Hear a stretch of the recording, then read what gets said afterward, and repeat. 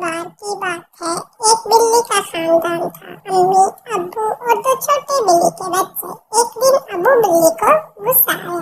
पहले उन्होंने अम्मी बिल्ली को घर से निकाल दिया और कुछ दिन बाद अपने दोनों बच्चों को भी डालकर घर से निकाल दिया। छोटे बिल्ली के बच्चे बहुत आजाद थे। वो रोते रहे क्योंकि वो अपने अब्बू से बहुत प्यार करते थे, लेकिन वो हार न माने। उन्होंने एक दूसरे का हाथ पकड़ा और कहा, हम कमजोर नहीं हैं, हम कुछ करके दिखाएंगे। कभी होटल में बर्तन धोए, कभी मजदूरी की, कभी किसी का घर साफ किया, कभी ईंटें उठाई।